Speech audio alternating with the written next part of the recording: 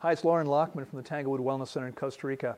And I've been asked a question I've answered many, many times before, but it's always a slightly different approach, and I'm answering the question for someone who's sitting here with me right now who just asked, how does fasting help heal the body, and what conditions can fasting help to heal?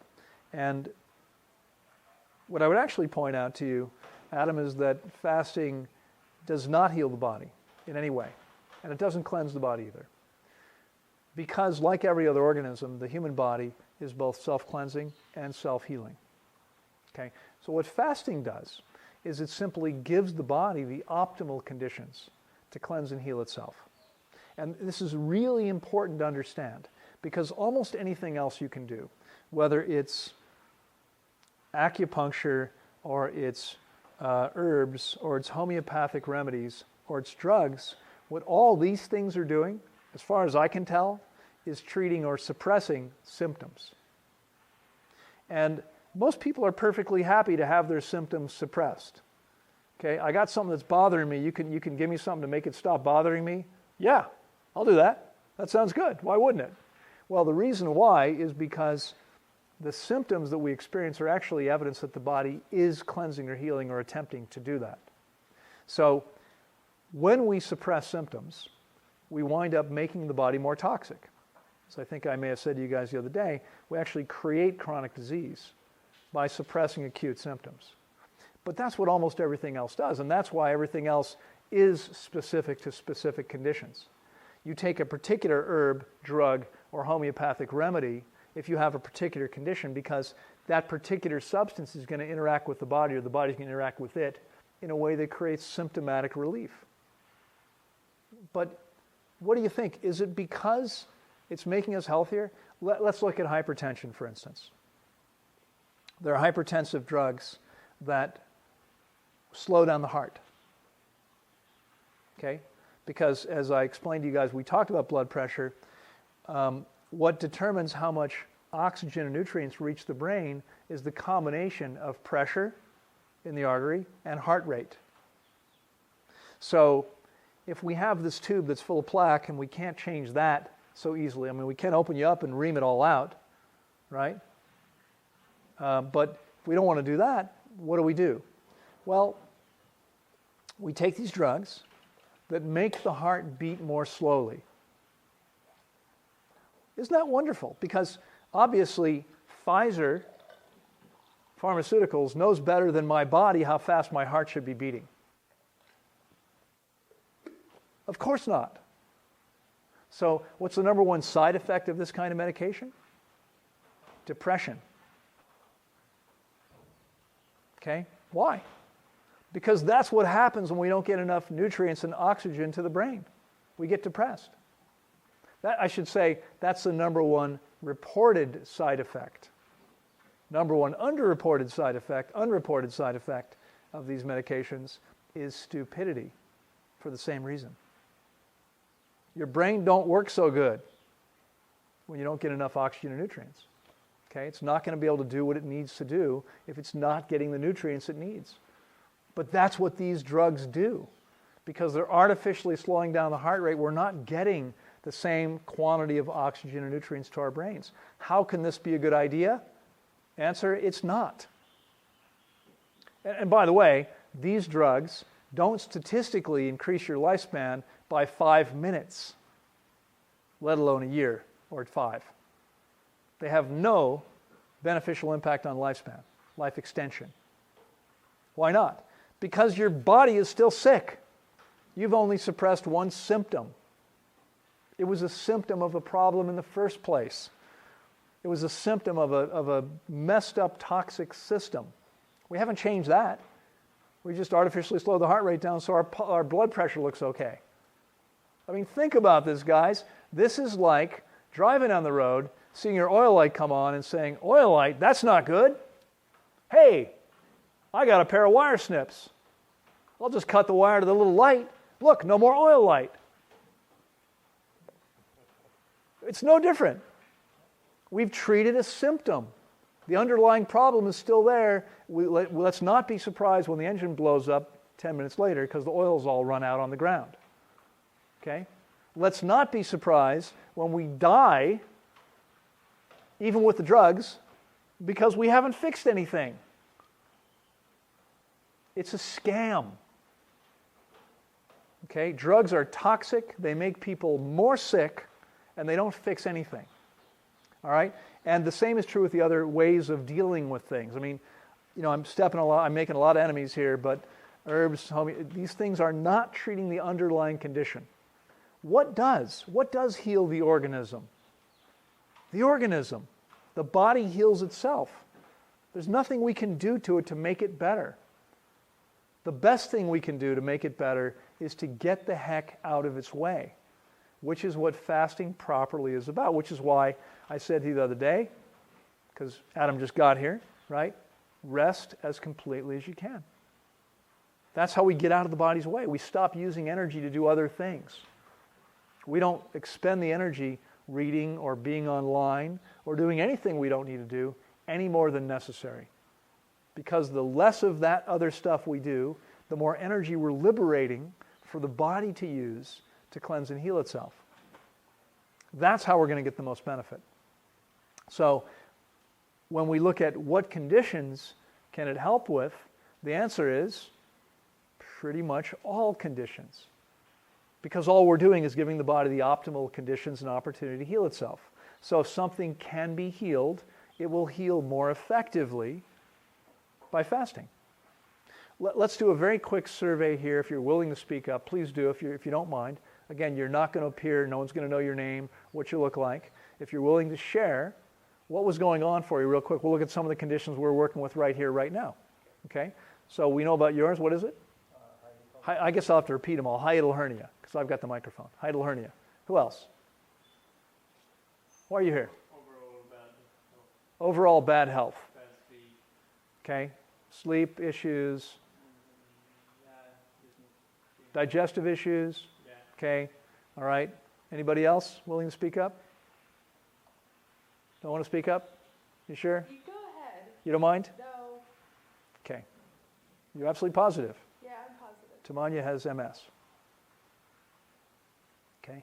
It's a serious neurological disorder, and yet people heal from it. Okay. So, and Tamanya is doing a lot better than she was 6 weeks ago. Okay. We've seen back problems. Supposedly these were herniated discs, right? Yes. Okay. Herniated discs. And, constant pain for years, and now much, much better. So we have a 100% success rate with hypertension, with type 2 diabetes. Type 1 diabetes, needless to say, is a little bit trickier. There are very few conditions that won't respond positively, because as long as we give the body the chance to heal, it's going to heal. In almost every case. Now, of course, there are things, you can allow something to go untreated long enough, and by untreated I mean including not making better choices, right? So you create heart disease by making poor dietary choices primarily, and if you keep doing that, you could create congestive heart disease, congestive heart failure, and it may never recover. You could destroy your kidneys or your liver by poisoning yourself with alcohol or other substances. And if you do it long enough, it might be impossible to ever completely recover from that. So it's not that all things can heal. If things can heal, I know of no faster or more effective or efficient way than via fasting properly. Okay, so any questions about any of that? What symptoms are to be expected when fasting? What symptoms are to be expected? Well, pretty much a whole range of symptoms.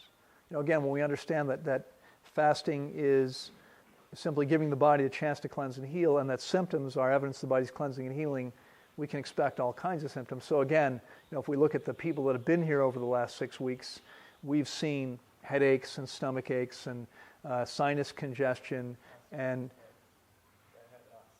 acid reflux and diarrhea and vomiting and fevers and nausea and aches and pains and pretty much anything you can imagine.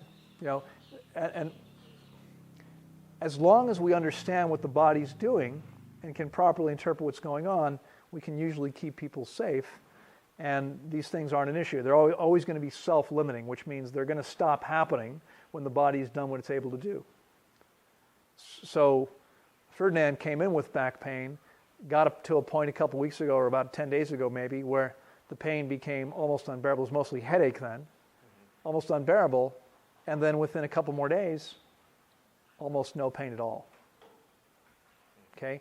Ziv came in with incessant belching and acid reflux, and now, having completed 30 days fasting and 9 days of refeeding so far, almost gone. No acid reflux, almost no belching. Now able to sleep and be comfortable, and I mean it's like he's in a different body. Okay, but so we need to understand, because at a point, in fact, it got worse than it had been. Right? We needed to understand what's going on. You've had some experiences. Yeah, I've had a lot of belly pain through there. Lots of belly pain coming up. And so again, it's important to be able to properly interpret what's going on, so I can encourage people to keep going when it's safe, or have them stop when it's not safe. Okay, which is rare, but happens. And that was the next question. Like, what conditions are unsafe, or how do you know when, or is there any way to tell by certain symptoms? Yeah, so the question was, what conditions are unsafe to fast with? How can we know if someone's in danger? Anorexia was volunteered as a condition that's unsafe to fast with. In fact, any condition, any wasting condition where somebody has no reserves. So it could be advanced cancer or AIDS or other conditions where they've already lost all their body fat. They're living on essential fat, and they're now consuming their muscle, as happens with anorexia. You've seen anorexic that are just literally skin and bones. These people can't fast, because fasting means you're living on reserves. They don't have any. Okay? They're already starving to death. If they stop eating completely, they're only going to starve faster. So you can't fast in a condition like that. For the most part, as long as people have reserves, there are very few conditions that can't be fasted safely. Even diabetes. There was a study published in Japan recently that said type 1 diabetics can not only safely fast, but can see a huge benefit. Now, I didn't need to see the study to know that, because I've fasted a dozen of them, and almost everyone has seen huge benefits as a result of it. But it's a trickier condition to fast with. How do you know if it's no longer safe? That's by understanding how to properly interpret what's going on. A lot of that comes from looking at the vital signs. Other than that, it's simply understanding what is and isn't okay. It's hard to encapsulate in a few words. 19 years of experience and thousands of cases of people fasting. It's just something you learn with experience.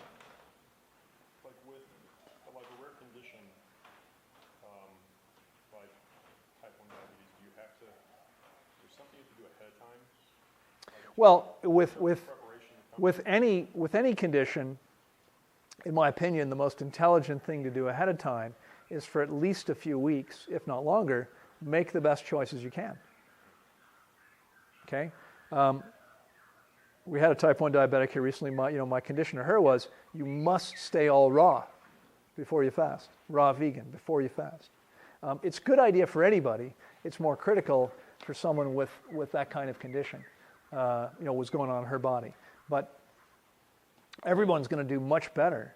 First of all, if you eat an optimal diet for, let's say, 3 or 4 weeks before you come, you're going to get further ahead even before you start to fast.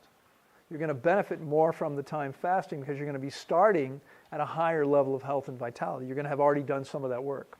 You're also going to ensure that there's less garbage in the digestive tract. Now, some people are carrying literally decades worth of old stuff in the body. A month of an optimal diet's not going to change that, but it's going to improve it. It's going to allow some of that stuff to start to move out, and we're not going to be contributing to it anymore. So when people come in having eaten up until they get here a much less than optimal diet, they've still been contributing to that problem. It would be better to prepare by eating an optimal diet first. Okay? Similarly, you want to meet all your body's needs as well as you can for the same reason. Giving your body a chance to do as much as possible by making sure you're getting enough sleep, getting the sunlight you need if you can. You're coming here from Finland and Sweden and Norway in the middle of the wintertime, you haven't had a lot of opportunity to get much sunlight. Okay, but those of you who have access to it somewhere, or the UK, have access to it somewhere, you want to get it if you can. Okay, it's meeting all your body's needs as well as you can for at least a few weeks before coming. That makes sense.